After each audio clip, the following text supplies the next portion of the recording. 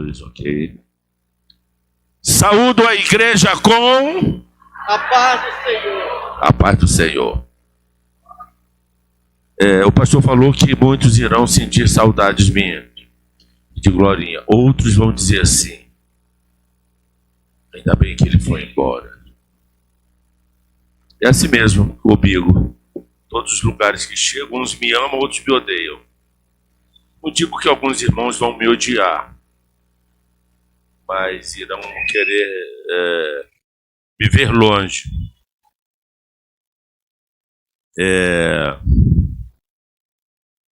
Que bom a igreja com um número bem representativo.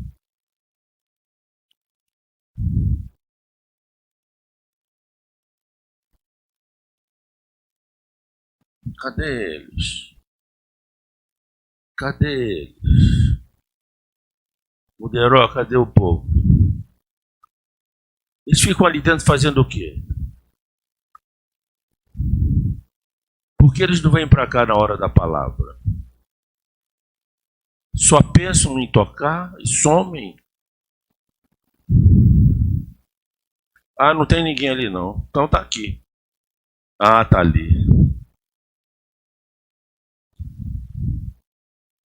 Cadê aquele solista da guitarra? O cara é bom, hein? Cadê ele? Hã? Cadê? Levanta a mão, meu filho. Tá lá atrás ele? Pastor Paulo, cadê você? Rapaz, você é bom na guitarra, hein? Depois você me ensina umas notinhas daquela ali.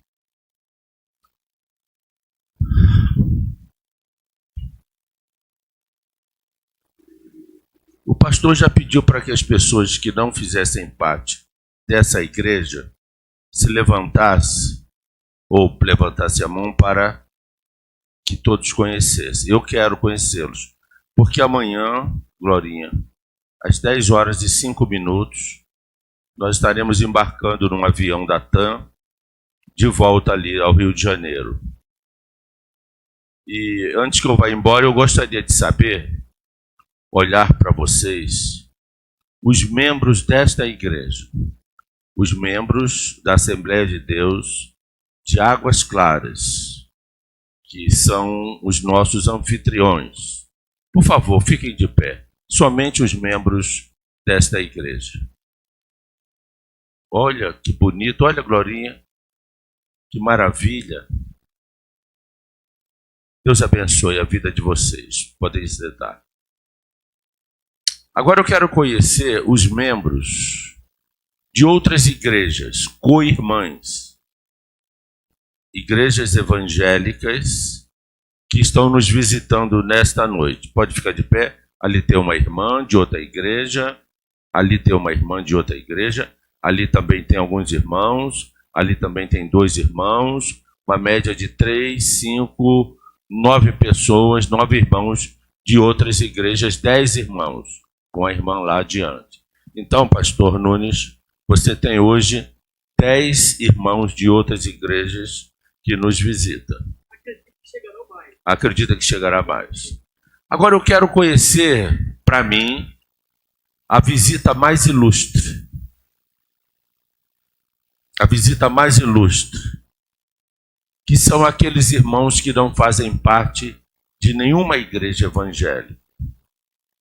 Aquelas pessoas que estão nos visitando hoje, mas que ainda não se decidiram ao lado de Jesus, mas que estão nos visitando e que não fazem parte de nenhuma igreja evangélica. Podem ficar de pé para eu conhecê-los? Tem uma irmã ali. Muito obrigado, querida irmã. Mais alguém? Ali também? Deus abençoe. Mais uma irmã ali. Mais alguém?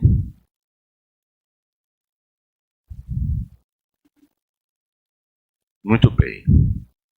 O que eu vou dizer agora é somente para essas 2 pessoas que levantou a mão e disse que não fazem parte de nenhuma igreja que ainda não se decidiram,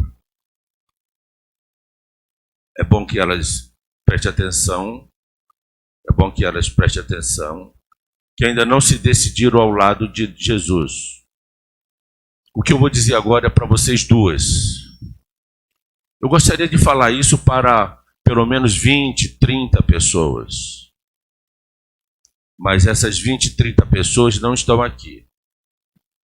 Porque esta igreja falhou em trazer os não crentes para o domingo à noite.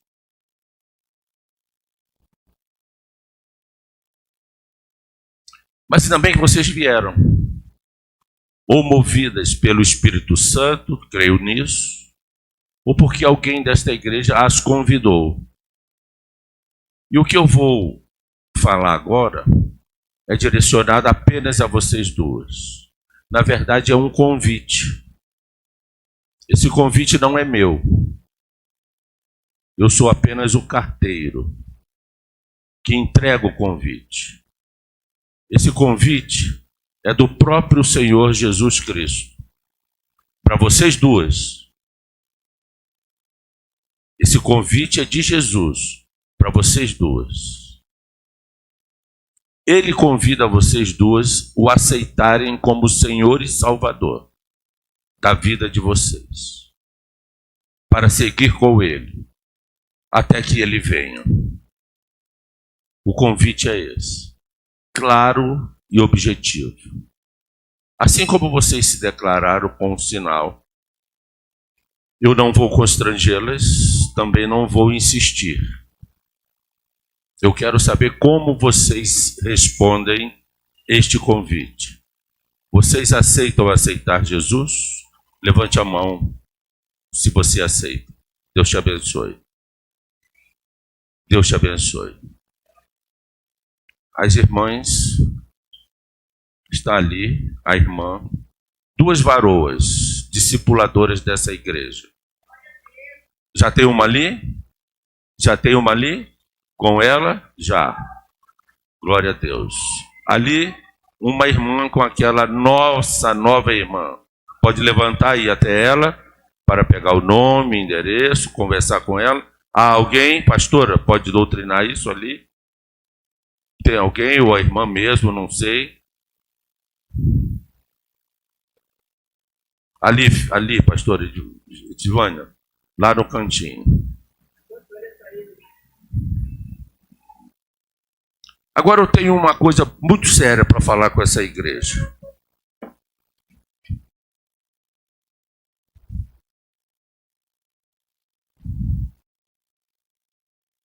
Eu aprendi uma coisa a respeito do Mar Morto. Prestem muito bem atenção no que eu vou falar agora. E a igreja fica em espírito de oração. Eu aprendi algo a respeito do Mar Morto. O Mar Morto é um lago de água salgada, salgadíssima. São as águas mais salgadas do planeta Terra. De tão salgadas, de tanta concentração química, não há vida no Mar Morto. Algumas bactérias muito raras conseguem sobreviver. Os peixinhos que caem do Rio Jordão, no Mar Morto, morrem em função do alto grau de salinidade da água. O Mar Morto recebe águas de Golã, cuja fonte chega ao Jordão, e o Jordão deságua no Mar Morto. De outros afluentes que ficam do lado de Gadara, que vão ao Mar Morto, recebe água das chuvas. E recebe água do Mar Mediterrâneo pelo freático, lá embaixo. O Mar Morto, diga-se, o Mar Morto, recebe águas de várias fontes, mas está morto. Por quê? Porque não deságua. Porque não extravasa. Porque não cede às suas águas. Porque não irriga outros afluentes. Ele concentra.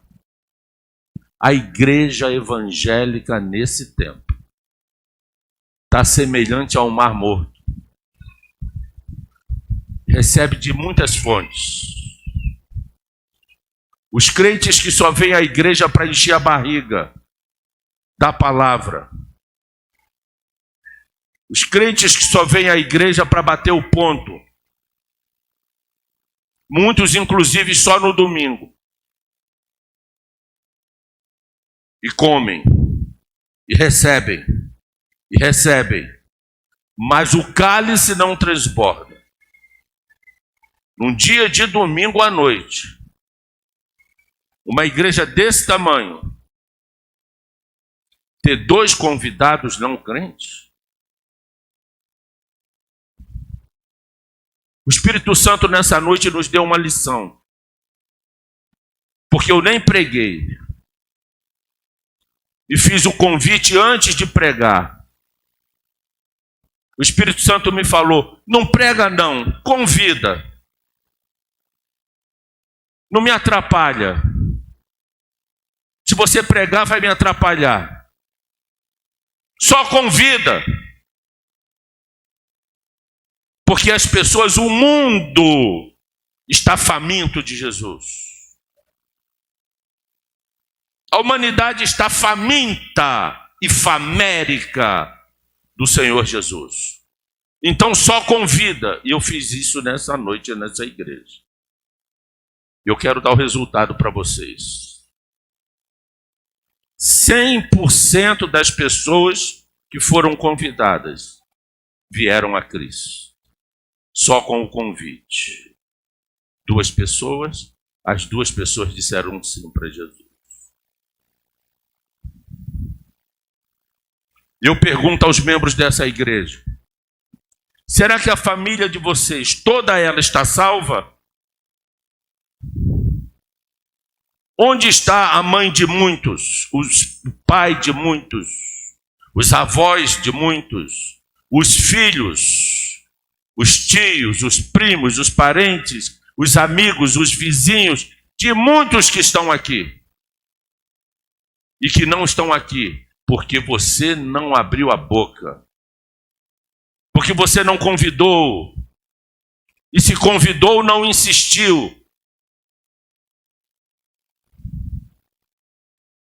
Está aqui hoje para comer um pouquinho mais. O que o Espírito Santo quer dizer nesta noite, para esta igreja? Abra as vossas comportas. Extravase o seu cálice. Pregue o evangelho, convide, insista. Não há mais tempo para você achar, mas eu falo e ele não ouve. Eu chamo e ela não vem. Eu não quero mais saber. Está lá no canto, não faça isso. Insista. Se rasgue por essas vidas que você ama e que não estão servindo a Cristo. Você quer que Deus mande o anjo para ir lá visitar seus parentes, seus vizinhos, para trazê-los aqui? O Senhor poderia fazer isso. Mas a Bíblia diz que essa missão é sua, é nossa. A igreja não cresce pelo pastor. A igreja cresce pela igreja, pelos membros. Se cada membro dessa igreja, daqui a 6 meses, trouxer apenas mais um não convertido para que se entregue a Jesus nesta casa e faça parte dessa grei, o pastor precisa mandar fazer mais bancos. E os bancos chegarão até aqui. E ele vai ter que arrumar mais jeitos de colocar a gente. Se apenas um trouxer mais um. Mas a maioria dos crentes estão parados. E quase mar morto. Só comendo. E morto. Porque não extravasam o evangelho para o vizinho, para a parentela, para todos que estão ao redor, daqueles que já têm o Espírito Santo. Eu vou embora amanhã. Se alguém me olhar de lado, eu não vou nem ver. Se alguém tiver rancor de mim, não é nem comigo mais isso. Porque eu não sou o dono da carta, eu só entrego a carta. Mas eu entrego. Eu não fico com a carta achando que ela é dura e pesada. Eu tenho que entregar a carta. O tempo acabou. O tempo se esgotou. Não há mais tempo. O arrebatamento pode ser a qualquer momento. Porque depois do arrebatamento, acontecerá aquilo que o irmão leu ali, um versículo apenas, Apocalipse 3:10. Porque virá um tempo de provação nessa terra, para os que não guardaram a palavra da perseverança. E esse tempo de provação é para experimentar os que não subirem na carruagem do arrebatamento. E se você está no teu lugarzinho de conforto aí, muito confortável, achando que, não, mas eu vou subir. E o seu pai, e a sua mãe, e seus parentes que ainda não servem a Jesus, onde estão? Você está feliz com isso? De você subir e a tua parentela não? Não há mais tempo. O cenário mundial já está pronto para um grande desfecho no mundo. Muitos não estão entendendo, não estão enxergando o que está acontecendo no planeta Terra.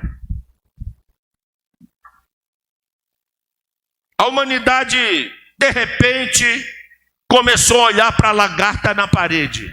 Olha lá, uma lagarta na parede. A lagarta é a pandemia. Todo mundo se voltou para a pandemia. A pandemia. China, não sei o que, a pandemia, OMS. A pandemia é a distração. A pandemia é a hipnose. Enquanto as nações, os governos, as populações olham para a pandemia, tudo está sendo preparado. Em todas as áreas. Na área antropológica, os dias de Noé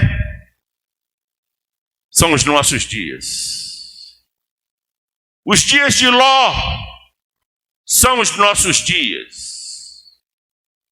Dias de sedução.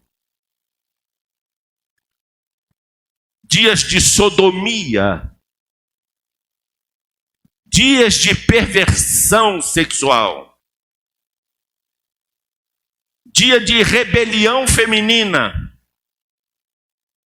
Assim como nos dias de Noé, dias de comunismo cultural. Dias de corrupção. Dias de violência. Dias de maus desígnios. Dias de adultério, dias de roubo,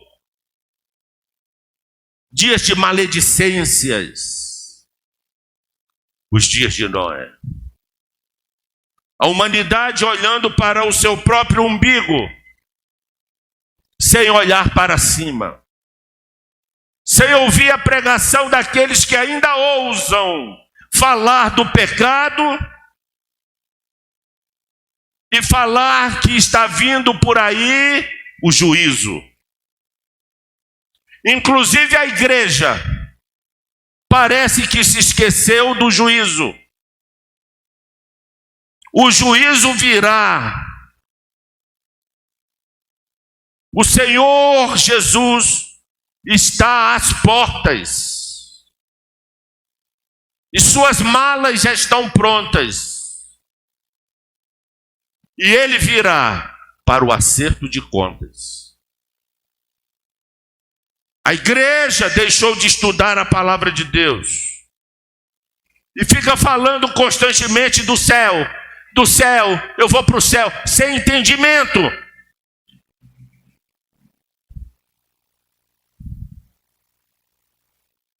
A vinda do Senhor não é para nos levar para o céu. Nós subiremos quando Ele nos chamar para o noivado e o casamento. Mas o acerto de contas será aqui, na terra. Tudo está preparado para o maior holocausto de todos os tempos. Eu vou dar os números. Cerca de 4 bilhões de pessoas irão perecer. 4 bilhões.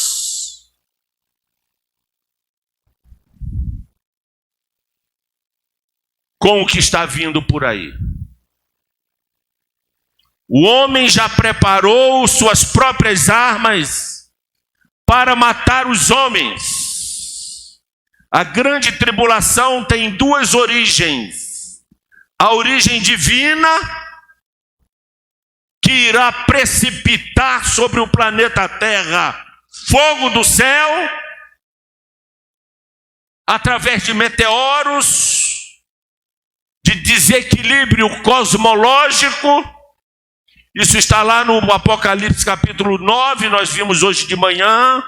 Pena que a maioria de vocês não estavam aqui. Porque aprenderam a ser crentes domingueiros. E domingueiros da noite. Esta igreja fez um investimento na nossa passagem, na nossa hospedagem. Certamente nos abençoará com uma oferta que não foi cobrada, mas o apóstolo Paulo doutrina essa área, dizendo que é prudente fazer isto. E a maioria, ou pelo menos grande parte dos crentes desta igreja, aqui não puseram o pé para estudar o Apocalipse, para estudar a escatologia bíblica. Alguns com justificativa plausível, por não poderem estar. Outros não. Outros porque são como o Mar Morto. E se habituaram ou ficar na internet, ou só vir aqui bater o ponto domingo à noite. Esta é uma das deficiências da igreja nesses últimos dias. Por isso, que no domingo de noite apenas 2 convidados não crentes, com cerca de quase 200 membros da igreja.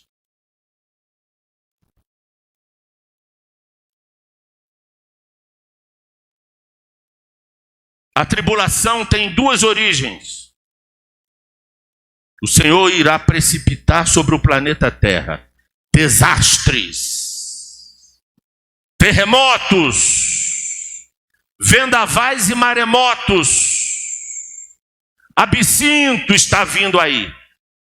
O grande meteoro que se colidirá com a Terra. O Apocalipse de Isaías, no capítulo 24, deixa claro isto. E a igreja precisava estar proclamando isso aos 4 cantos. Mas ao contrário disso, estão indo para os templos das igrejas evangélicas do Brasil e do mundo fazer uma lenda, um show através de músicas que são verdadeiros mantras, louvores que não tem nada a ver com o louvor de Jesus. E por isso muitos erram em não conhecer as Escrituras e outros que se desapaixonaram da Bíblia. É um momento dramático. Não estou falando isso acerca desta igreja. Isso é um fenômeno do evangelicalismo mundial. Esse fenômeno, essa deficiência, não é desta igreja. É da cristandade mundial. E por isso o carteiro aqui tem que entregar essa carta.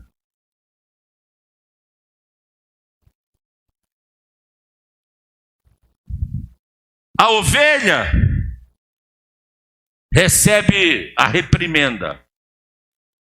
A palavra redargue, corrige, exorta, e a ovelha fica muda e muda está. Assim como o grande cordeiro mudo foi para a cruz. O lobo não. Se o lobo não se levantar aqui agora, quem pensa que esse pastor é? O lobo, porque não aceitou a repreensão. Se não levantar agora, pode se levantar amanhã ou depois, ou pelos corredores. Esses são os lobos, no meio das ovelhas, que não aceita a reprimenda, que não aceita a correção, que não podem ser redarguidos, exortados. Estou vendo aqui pelo semblante que estou entre ovelhas, que estou no aprisco do Senhor, e que esta palavra não é para condenação, é para a vida, e vida em abundância. Os tempos que estão vindo por aí, as nações já se preparam, já estão preparadas.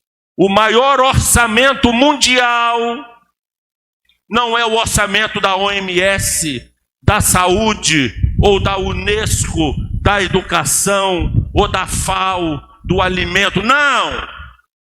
Pode juntar todos os orçamentos do serviço público mundial. Não chega aos pés do valor do orçamento militar, bélico. A humanidade já produz de armas algo inimaginável. E não são armas da Primeira nem da Segunda Guerra Mundial, não. São armas de alta letalidade, que juntamente com os desastres cosmológicos irão ceifar do planeta Terra 4 bilhões de pessoas.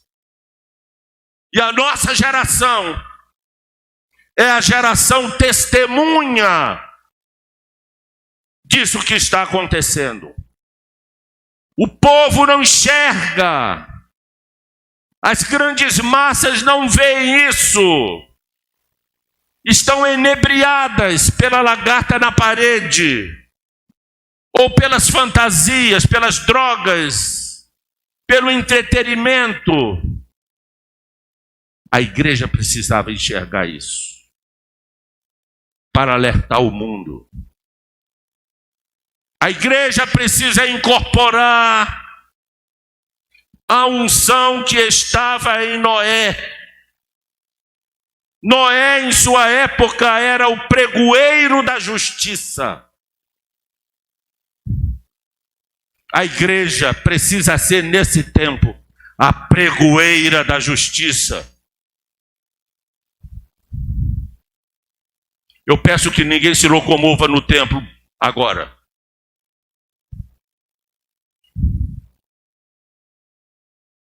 A igreja precisa ser, nesse tempo, a pregoeira da justiça, para anunciar ao mundo, aqui em Águas Claras, que o que está vindo por aí não é nenhum avivamento, não é nenhuma bonança, é só tragédia.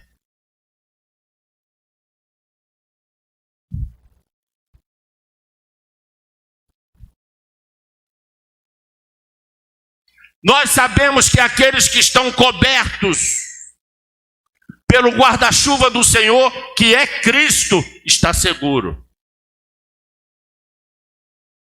Mas não fique seguro mudo. Esteja seguro em Cristo. Mas abre a tua boca para dizer tudo isso aos teus parentes, aos teus vizinhos. Esta igreja pode impactar Águas Claras. Como? Se ao domingo não traz um visitante não crente. Que esta palavra sirva de exortação, mas que ela permaneça na mente de vocês como reflexão para esses últimos dias. Isaías capítulo 63, por favor. Obrigado.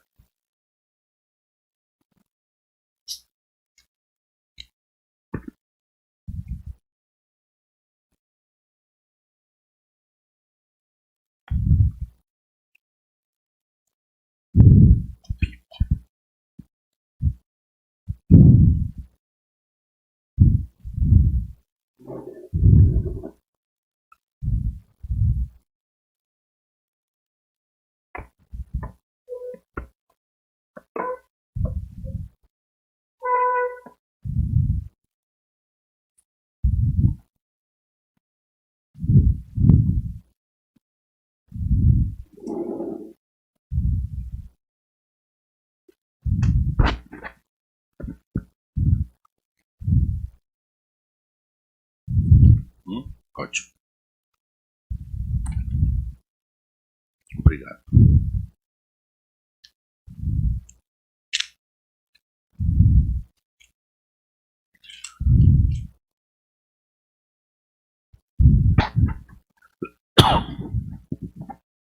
Podem ler comigo, está aqui no telão, está ali também. Vejamos o que diz o texto sagrado. Esta é uma profecia escatológica. E muitas vezes a pessoa que lê, desconectada do entendimento total da Bíblia, pode não entender. O texto começa com uma pergunta e com uma resposta. E diz assim: quem é este que vem de Edom, de Bosra, com veste de vivas cores, que é glorioso em sua vestidura e que marcha na plenitude da sua força? Quem é este, igreja?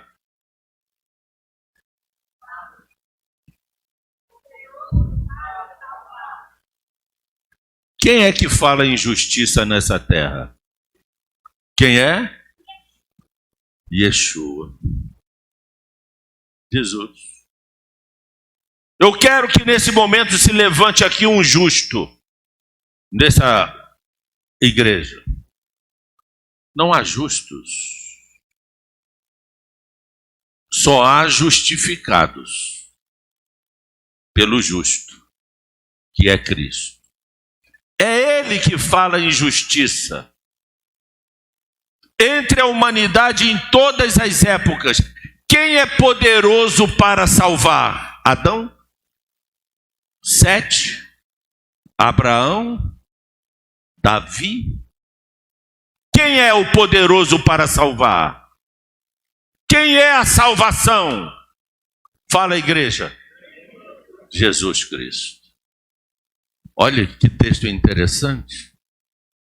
Primeiro há uma pergunta do profeta: quem é este que vem de Edom, de Bosra, e suas vestes são vestes de vivas cores, e que é glorioso, diga glorioso, em sua vestidura, que marcha, diga que marcha, na plenitude das suas forças, que é poderoso para salvar e é o justo. Quem é? A igreja pode declarar o seu nome?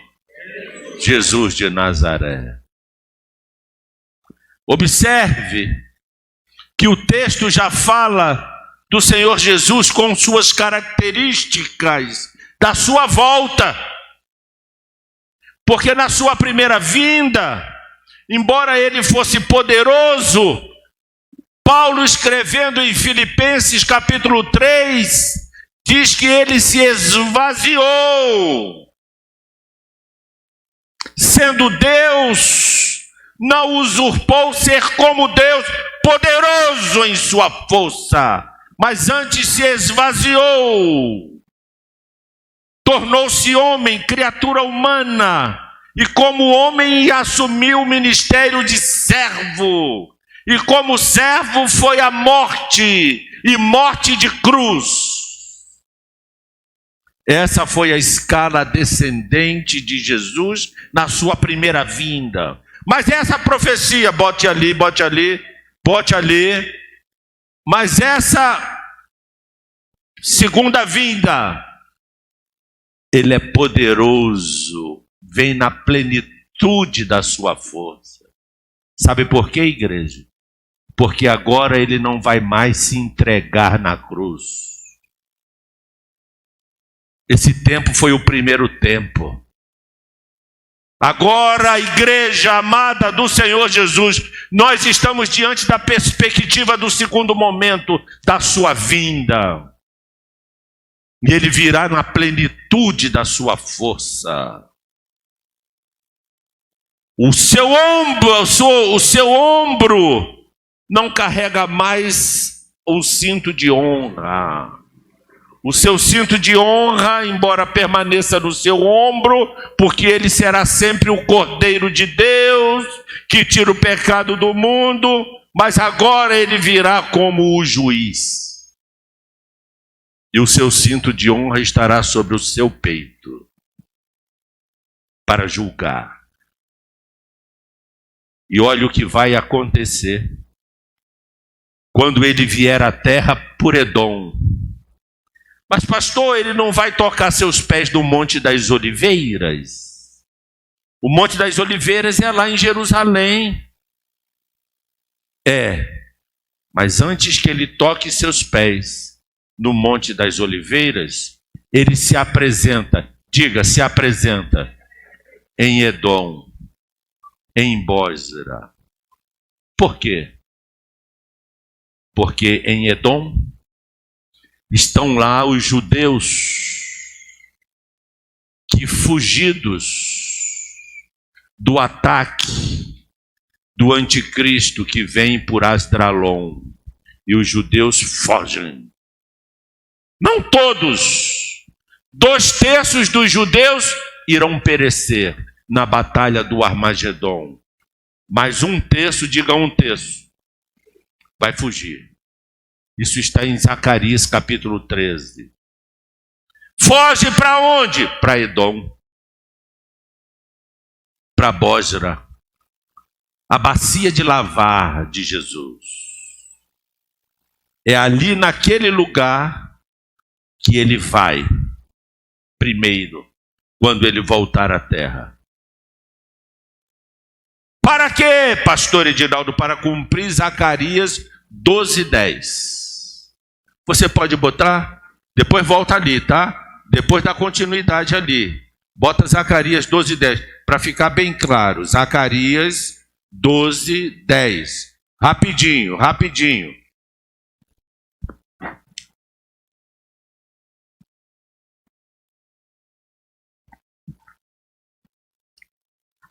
E sobre a casa de Davi, e sobre os habitantes de Jerusalém. Quem são a casa de Davi e os habitantes de Jerusalém? Israel. Trata-se de qual povo? Judeus. Se você estivesse aqui desde sexta-feira, você iria entender que Jesus é judeu e volta como judeu. E hoje ele está na casa do Pai, há um judeu morando na casa do Pai. Mas isso eu falei sexta-feira. E sobre a casa de Davi e sobre os habitantes de Jerusalém, derramarei o Espírito da graça. Qual é o Espírito da graça? Fala, igreja. É o Espírito Santo. E de súplicas, porque quem tem o Espírito Santo sabe suplicar.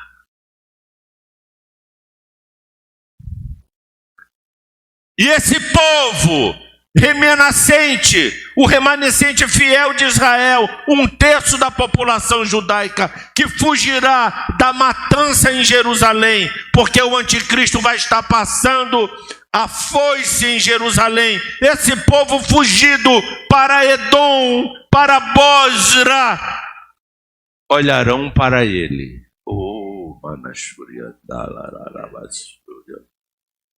Diga, olharão para ele. A quem? Está lá escrito, a quem? Transpassaram. E cairão na realidade. E finalmente entenderão. Era ele. Era o carpinteiro que os nossos pais crucificaram. Era ele. E agora só nos resta chorar. Olharão para quem traspassaram e vão pranteá-lo-ão, irão chorar com prantos. Como quem pranteia pelo quem? Pelo único de Deus, pelo unigênito, pelo Mashiach.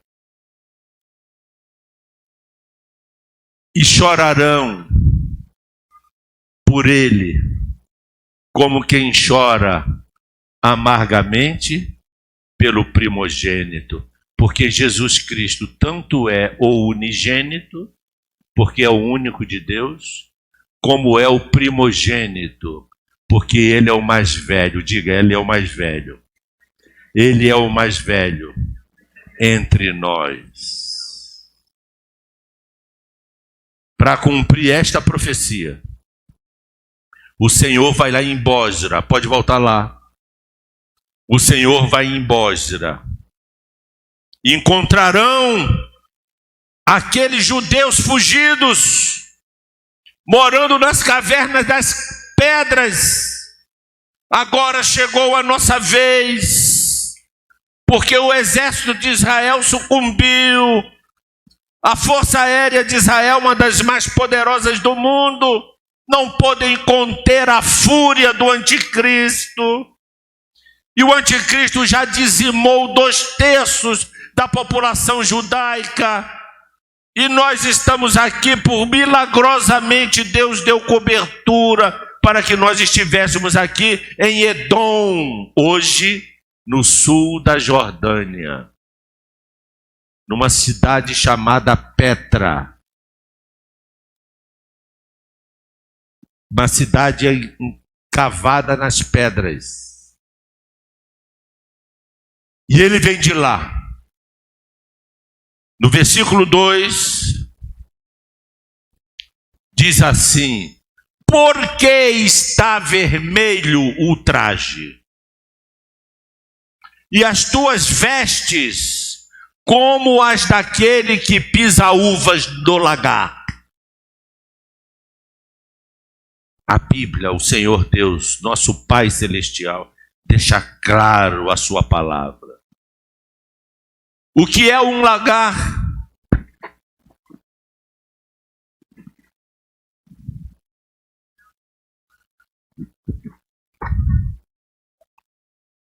Imagine aqui um quadrado de alvenaria ou um círculo de pelo menos 20 ou 30 centímetros de altura, onde os antigos colocavam as uvas, e os homens e as mulheres, mais as mulheres, tiravam seus calçados e adentravam aquele quadrado pisando as uvas. Isto é o lagar, o local de amassar as uvas.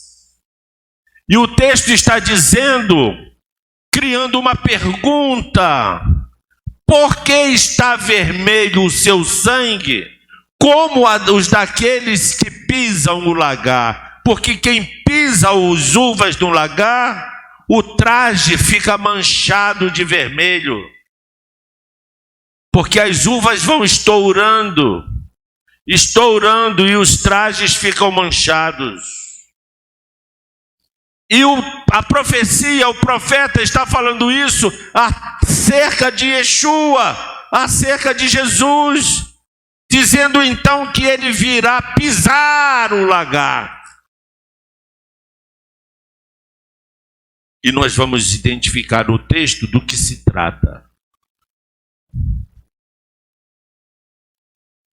O lagar, aí já vem para a primeira pessoa, como se fosse o próprio Cristo falando. O lagar eu pisei sozinho, e dos povos nenhum homem se achava comigo. Porque o pisar do lagar é um ato de julgamento, e não há justo para julgar nesse nível, só ele. Pisei as uvas da minha ira. Olhe como Jesus voltará à terra, irado. Ah, se a igreja conhecesse mais esse Cristo. No meu furor, as esmaguei, e o seu sangue me salpicou as vestes, e me manchou todo o traje. Ora, uvas não têm sangue. Aí você faz uma ilação. Quem é o lagar? A humanidade, os povos. E quem são as uvas que têm sangue? O ser humano. Jesus vai pisar a humanidade como se pisa a uva no lagar. Ah, pastor, eu sempre ouvi que Jesus é amor. Ele mandou dar outra face. Esse tempo ele já cumpriu. Ele é amor, mas é também justiça. E vai se vingar. Mas ele é tão bonzinho, é. Mas se ira. E quando a sua volta acontecer, virá com furor. Ah, se não fosse a graça, igreja, que te alcançou. É porque a graça nos alcançou. E não adianta tentar explicar a graça.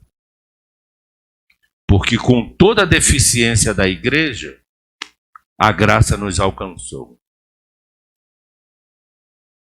E ele não olha para os nossos defeitos. Porque se olhasse, nós éramos como essas uvas. Mas por quê? Um dia, diga um dia, eu tomei a decisão que essas duas senhoras tomaram hoje. Eu continuo com defeitos, mas sou justificado pelo seu sangue. E não serei uma daquelas uvas que serão esmagadas. Porque a graça, diga a graça, já me alcançou. 4. Porque, olha o que Jesus está falando. Porque o dia da vingança me estava no coração. E o ano dos meus redimidos é chegado. Olhei e não havia quem me ajudasse. E admirei-me de não haver quem me sustivesse, pelo que o meu próprio braço me trouxe a salvação e o meu furor me susteve. Versículo 6. Na minha ira pisei os povos, no meu furor embriaguei-os, derramando por terra o seu sangue. Está aí o cenário da volta de Jesus Cristo. A igreja pensa que ele vai vir no arrebatamento, levar para o céu e acabou. Não. E o julgamento das nações? E a prisão de Satanás? Satanás vai estar agindo na terra até quando?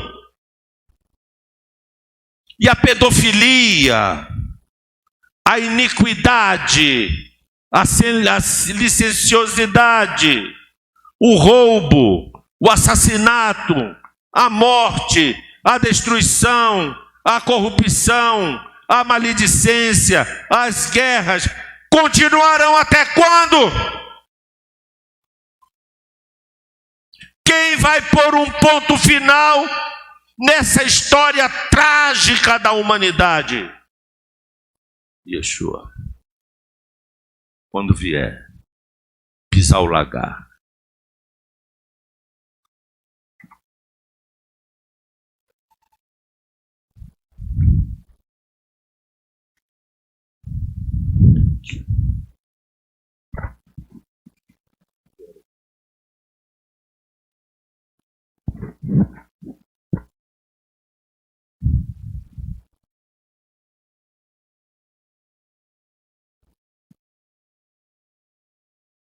Eu quero ver aquela parte de lá.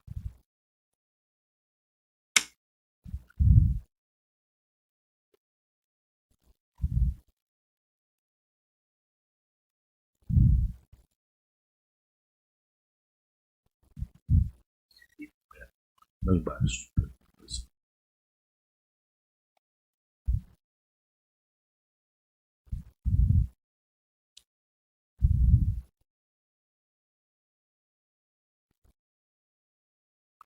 Cadê os ícones? Não aparecem, não? As imagens?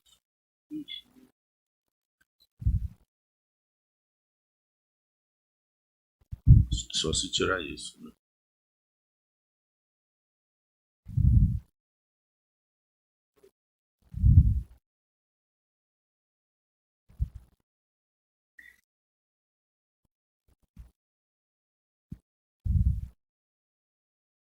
Placas tectônicas.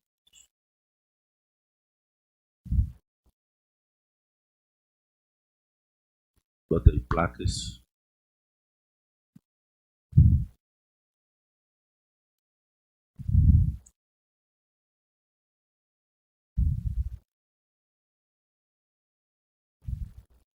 Vou apagar essa aqui, já apagou. Apareceu lá? Daqui a pouco eu vou precisar outro vídeo.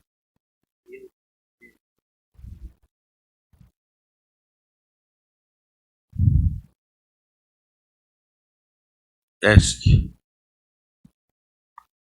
Foi?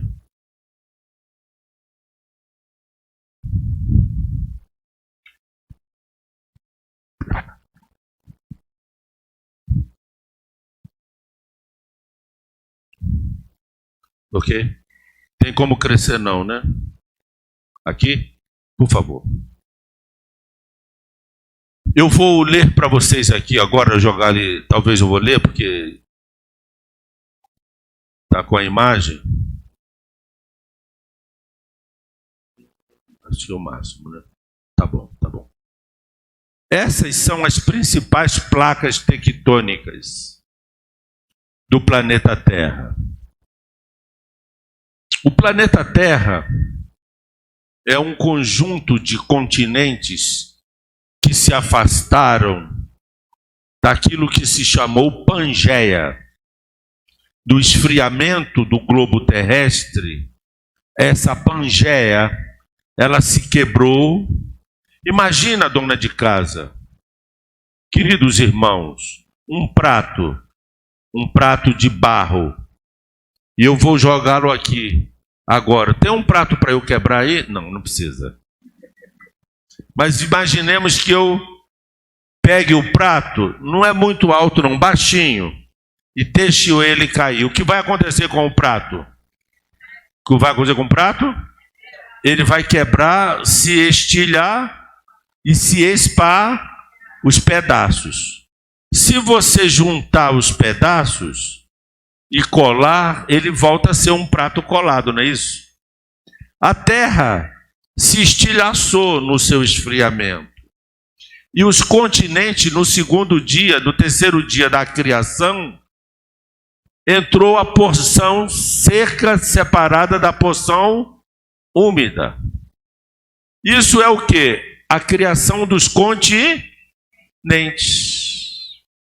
Os mares entraram no meio desses blocos continentais e criou-se o Atlântico, o Pacífico, o Índico, os mares intracontinentais, o Adriático, o Mediterrâneo e outros, o Mar Morto, por exemplo, e foi separado as placas umas das outras.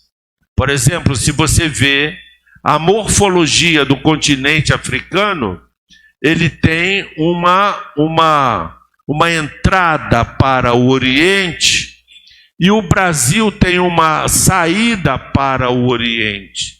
Essa saída do Brasil se encaixa na entrada, porque antes estavam juntos, mas agora estão separadas pelo Oceano Atlântico.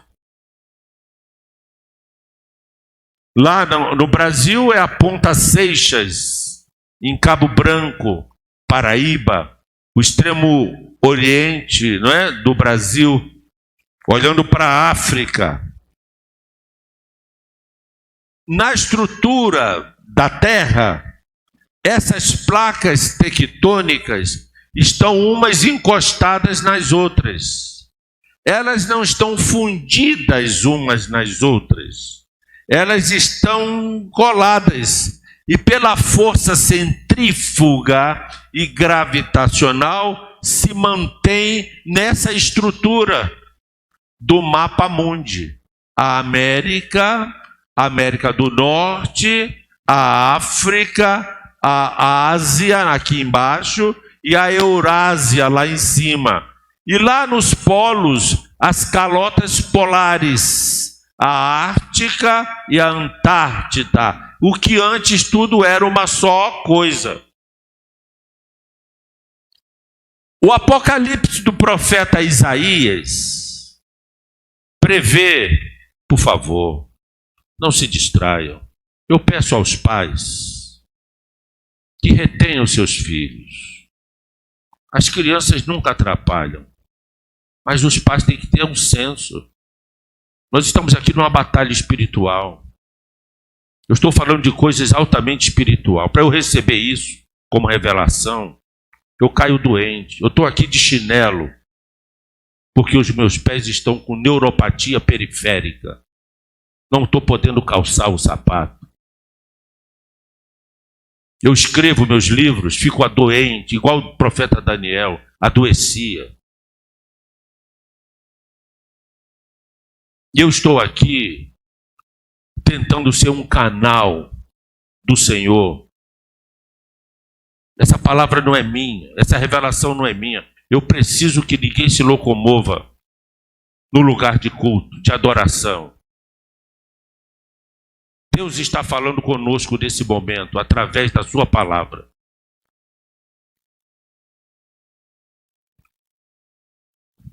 O capítulo 24 do profeta Isaías, no versículo 3, Não precisa botar, não. Dá para botar? Porque eu ia falar das placas, eu me desconcentro. Estão ali. A placa do Pacífico, do lado de cá.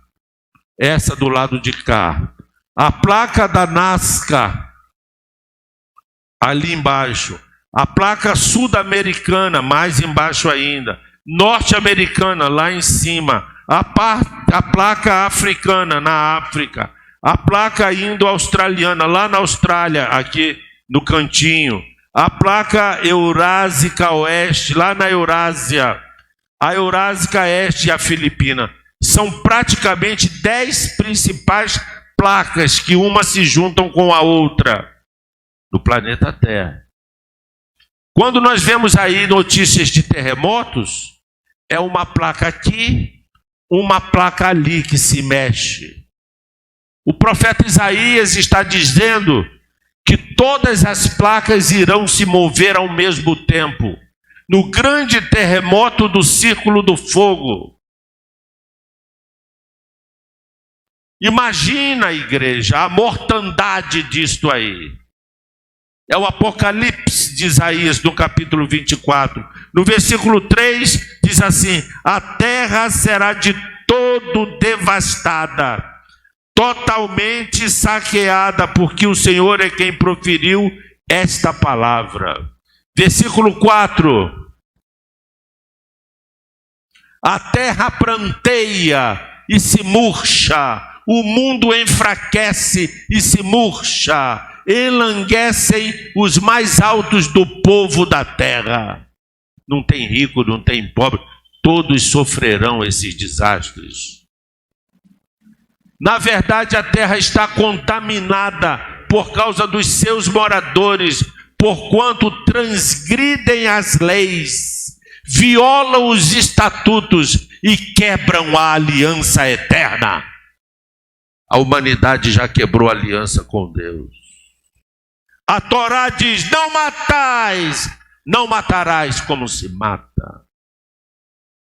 Não roubarás como se rouba. Não criarás para ti deuses, como adoramos outros deuses na face da terra.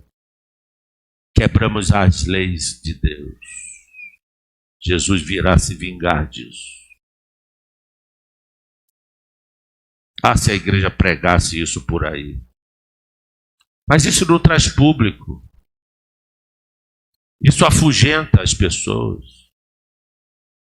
Se o pastor disser que domingo que vem eu vou estar aqui à noite, a maioria não vai vir aqui. Porque o sermão vai continuar nessa linha. Eu não quero escutar aquilo não. O que o livro do Apocalipse, eu tenho medo, nem abro. Crentes velhos que falam isso.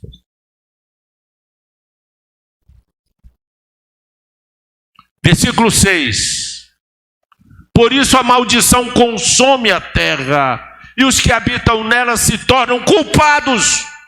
Por isso serão queimados os moradores da terra, e poucos homens restarão. Eu falei aqui o número de 4 bilhões. Fora algumas centenas de milhões que serão arrebatados. Os outros perecerão. Está aí. Não sou eu que estou inventando isso. Poucos homens restarão na terra. É uma limpeza. É uma limpeza. Homem se relacionando com homem, mulher com mulher, uma política pública que vê a perspectiva da pedofilia.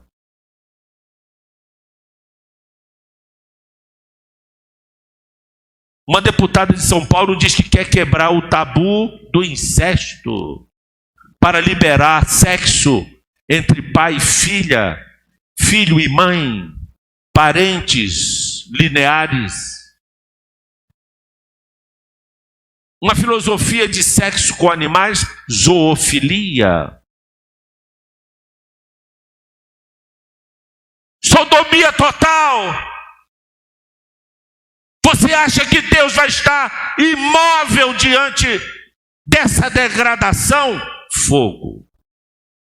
Os moradores são culpados da terra e serão queimados. E poucos homens restarão.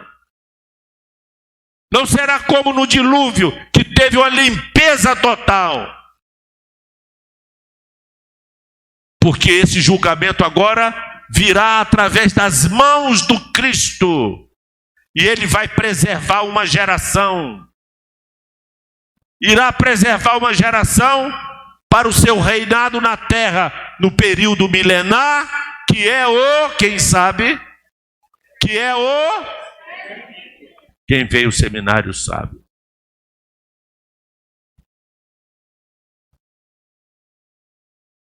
Versículo 7.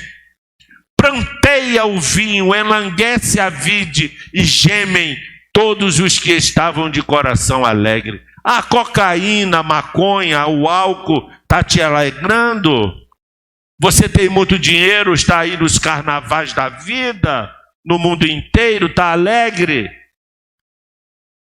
Vai cessar a alegria na terra. Próximo. Cessou o folguedo dos tamboris. Acabou o ruído dos que exultam. E descansou a alegria da harpa. Continua. Já não se bebe vinho entre as canções. Bebida forte é amarga para os que bebem. Demolida está a cidade caótica. Todas as casas estão fechadas e ninguém pode entrar. Eu vou direto agora no versículo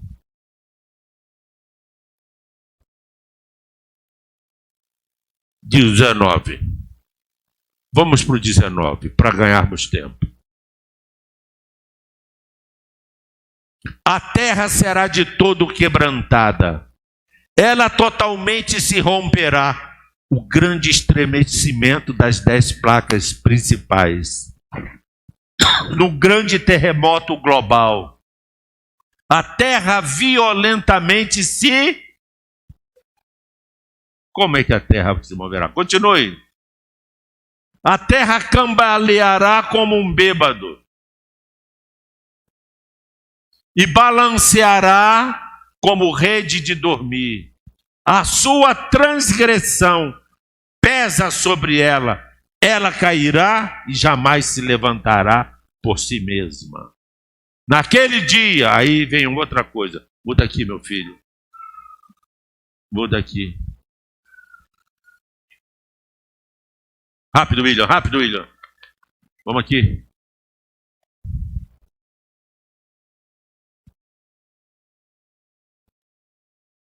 Bota aqueles ícones lá para eu ver. É.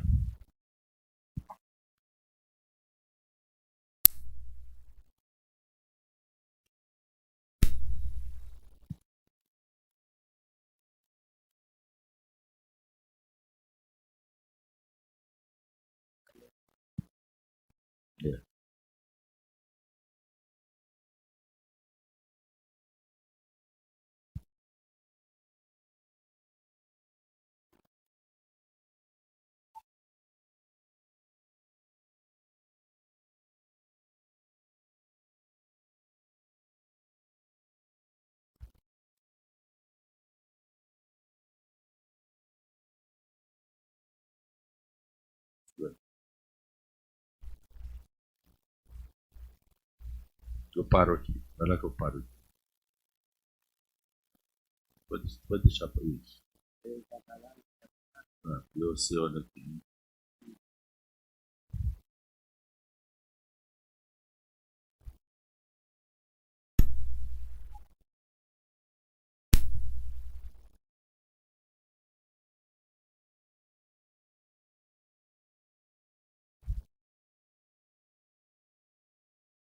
Foi.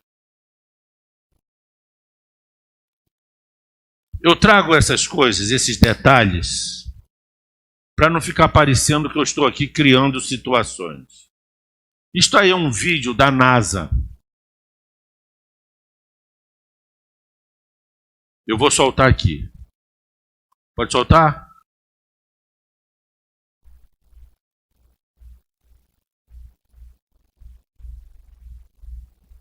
Vocês estão vendo isso aí?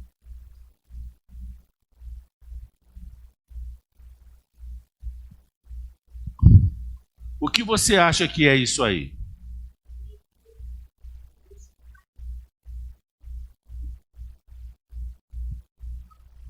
Satélites.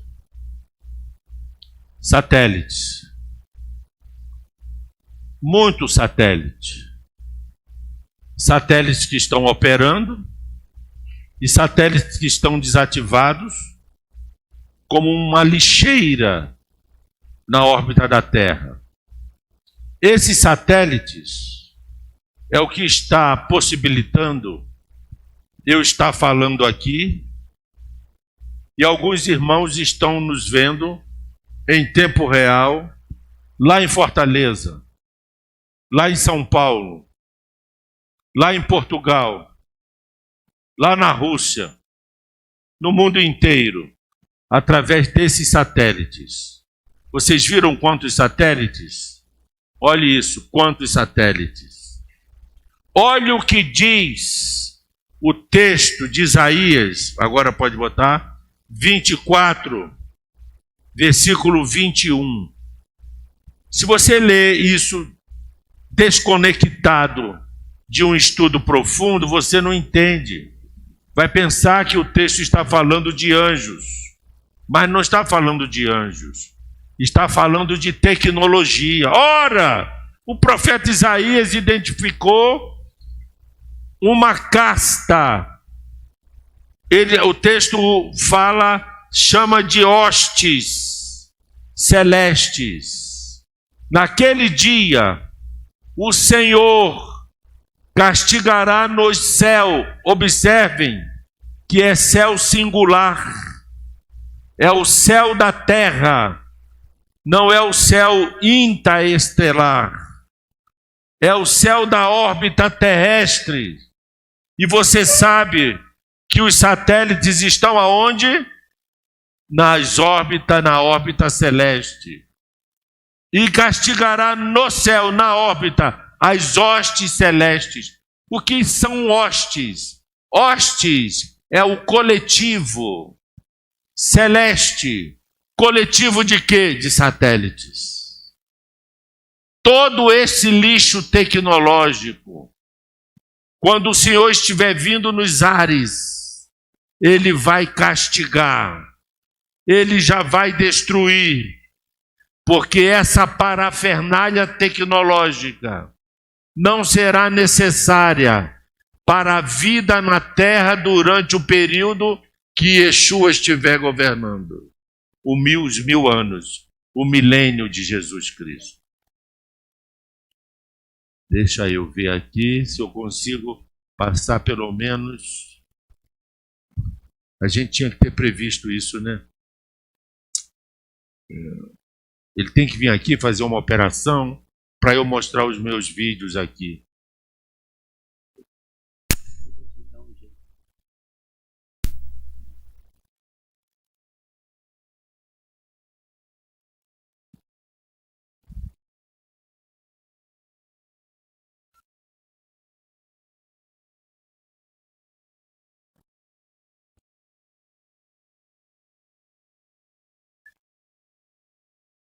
Jesus Cristo.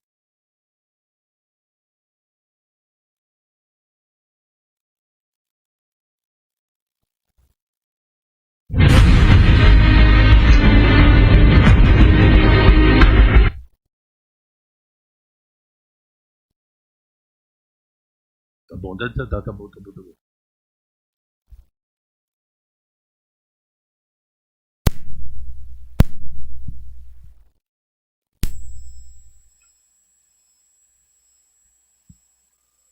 É duplicar ou estender?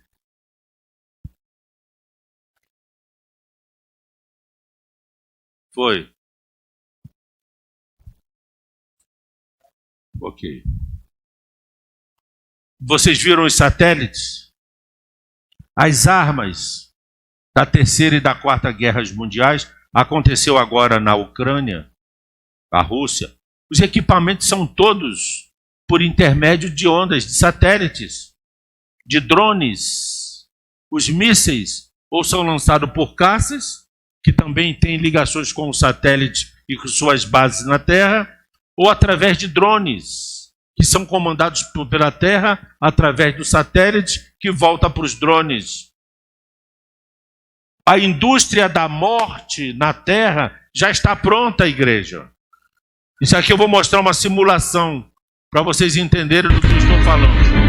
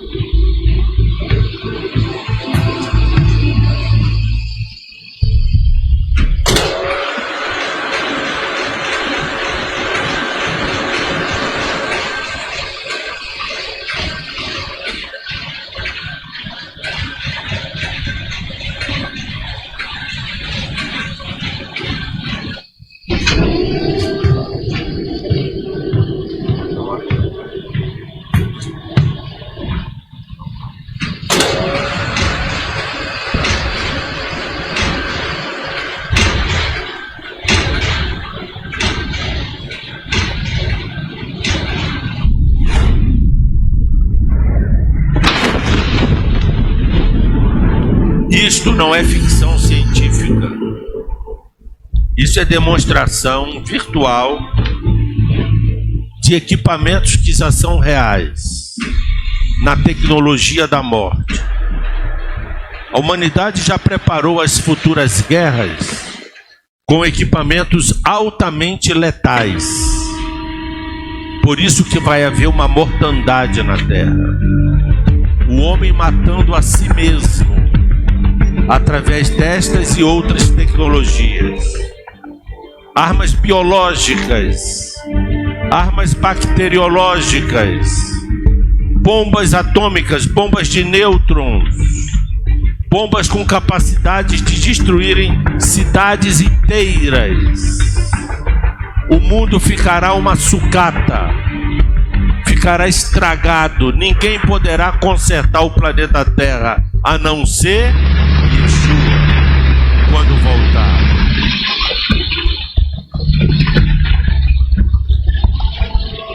Olha o drone, vai aparecer o drone, olha o drone. Quem comanda o drone? O lixo tecnológico na órbita da Terra, os satélites. Por isso que Isaías está dizendo que o Senhor vai destruir as hostes celestes, que os reis da terra enviaram para o céu.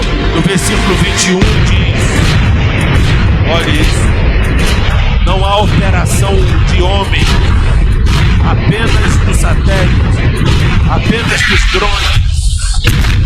Essa e outras tecnologias já estão prontas para a grande destruição que se abaterá sobre a humanidade.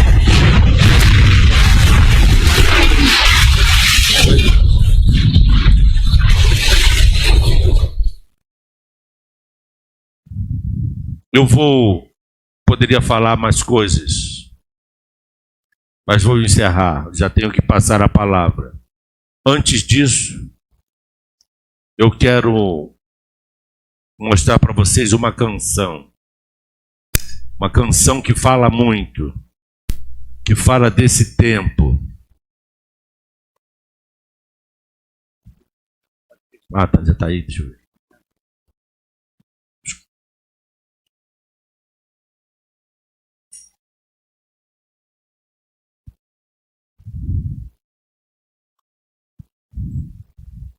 Pode soltar.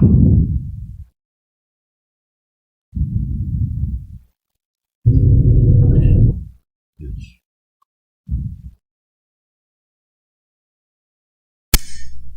Pode deixar a luz apagada. Tá?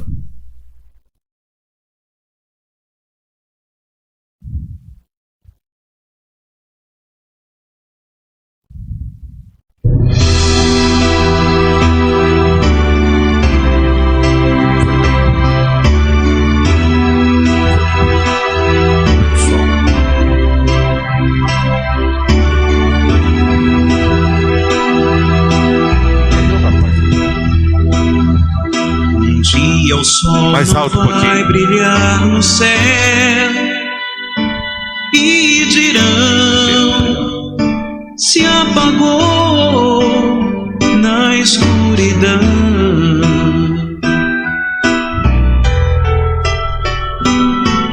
Um dia não haverá mais o amanhã, não. Só o som que o ai produz na escuridão.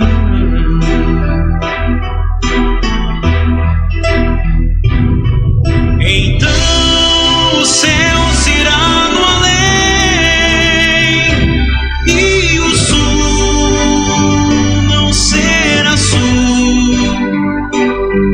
Então do ai todo o terror se espalhará por todo o chão na escuridão.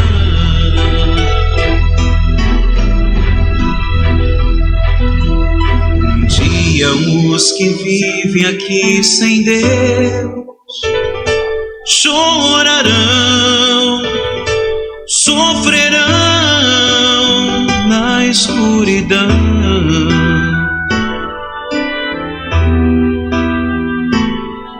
Um dia só gemidos se ouvirão,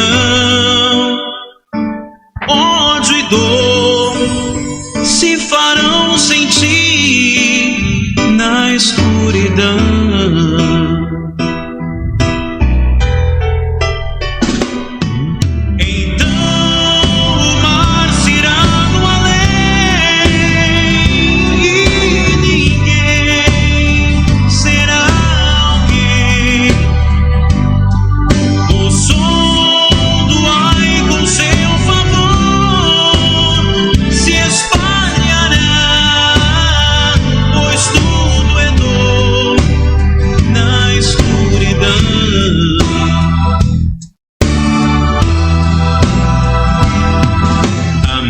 Se aproxime este final e Jesus sim virá, escrito está.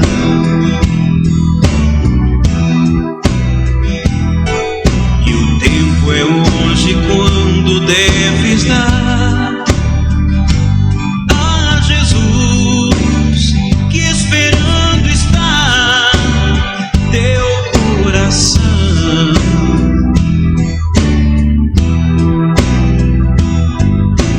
Levanta, vem a Ele dar chance para te salvar. Não deixes que teu coração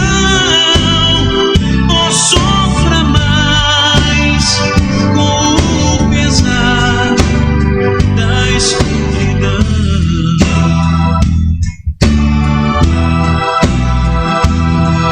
Porque viver a vida aqui sem Deus, pra chorar e sofrer sem salvação. Vá buscar os seus parentes para que eles sejam salvos.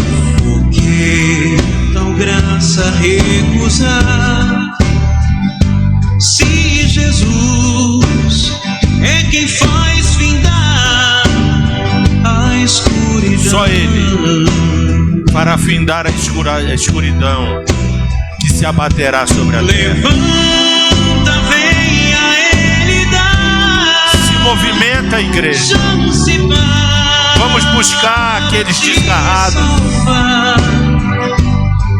Não deixes que teu coração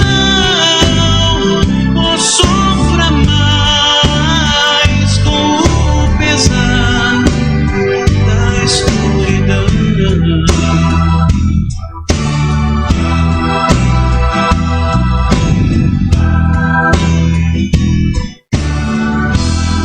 Com essa canção, eu encerro o que gostaria de ter falado esta noite. Daqui a pouco, o pastor Nunes fará a coleta das ofertas desta igreja para a manutenção desta agência do reino de Deus. Eu quero dar números para vocês desta igreja. Pensa o orçamento militar das nações. Pensa o custo de um míssil disparado hoje na Ucrânia, no Iraque, por aí afora, e o arsenal bélico que está guardado. Fortuna incontável. Quem é que banca esse orçamento? O diabo. O diabo tem um orçamento para trabalhar na terra. Eu vou lhe dar o número: 1/3 do produto bruto mundial. Cerca de 50 trilhões de dólares são usados por Satanás para manter a estrutura do pecado na terra, em todas as áreas da pecaminosidade: aborto, pedofilia, guerras, armamentos, crimes tecnológicos, violência, prostituição e toda espécie de corrupção e roubo. Custa dinheiro. Mas existe um grande patrocinador para manter o pecado na terra: Satanás. Por isso que Jesus Cristo, embora o dízimo de Malaquias 3:10 tenha um momento histórico de sua aplicação, o Senhor Jesus não negou o dízimo. Disse para fazermos também e as ofertas. Ora, amada igreja, com qual dinheiro vocês acham que essas luzes são pagas? Que esses equipamentos são custeados? Que o sustento do anjo da igreja é mantido? Com qual orçamento? O orçamento da Lava Jato? O orçamento do tráfico de drogas? Do tráfico de bebês e de mulheres? O orçamento da corrupção das prefeituras, dos governos do estado ou dos governos federais, das estatais, da Petrobras? Não! É com o santo recurso que Deus coloca nas tuas mãos. E que por através de um ato de fé, voluntarioso, espontâneo, você devolve aqui. Um percentual mínimo. Para que esta agência, neste lugar, nesta cidade, enquanto houver trevas no mundo, essa agência aqui possa brilhar como luz para pregar o evangelho em águas claras. E esses recursos, que não são muitos, mas são os suficientes, desde que o teu coração seja suficiente, vai poder contrapor a todo o orçamento maligno de origem diabólica nesta cidade. Agora, se você encolher sua mão, se você não tiver esta visão do reino até que Jesus volte, lamentavelmente é pena. Isso não vai te levar para o inferno, não. Mas o teu galardão também será questionado. Eu não vou dizer aqui, se você trouxer dízimos de ofertas, que Deus vai te dar isso, vai te dar aquilo. Também é mentira.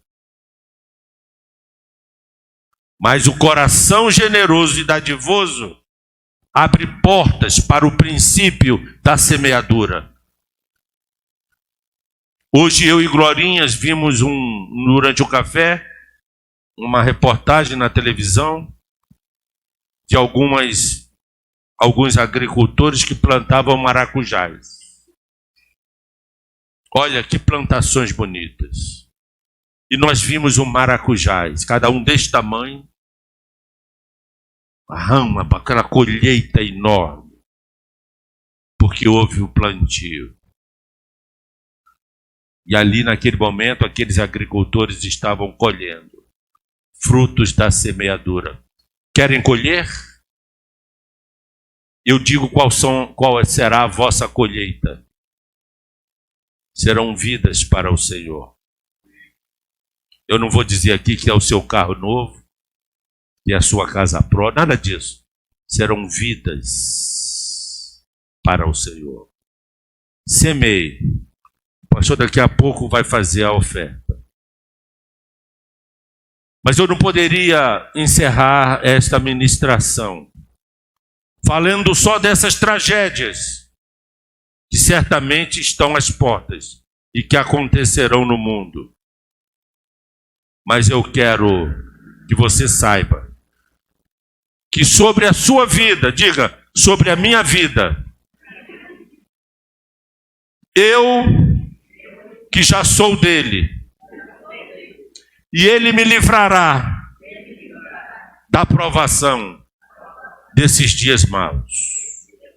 Antes que isso aconteça, ele me raptará, me levará, me arrebatará, e eu estarei com ele nas bodas. Porque afinal de contas, cadê o tecladista? A guitarra, o violão? Cadê os músicos? Diga, afinal de contas, de todas as provas que eu já passei, né?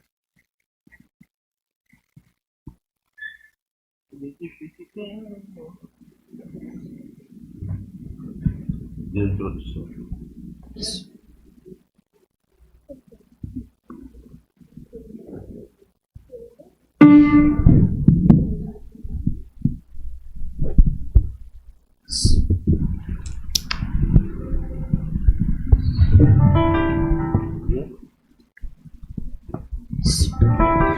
Diga comigo, igreja, afinal de contas, eu sei que estou seguro em Cristo. Nesta noite, eu aprendi que devo buscar os meus. Devo pregar para eles, insistir com eles e falar para eles: quem está em Cristo não há o que temer. Porque, afinal de contas, não há condenação para quem está em Cristo Jesus. 1, 2, de todas as provas que eu já passei, é bem difícil, Senhor, a gente ter que ouvir acusações do vil tentador.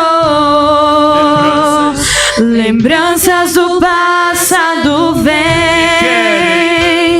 e querem me fazer parar, ou mesmo palavras de alguém que não quer na gente acreditar. E quase parando, sem força e vigor, a gente lê a palavra e encontra bastante poder para vencer, continuar a jornada e ver que o passado ficou para trás, pois Cristo na cruz tudo já venceu, e saber que dele não lembra mais. Eu canto pra glória de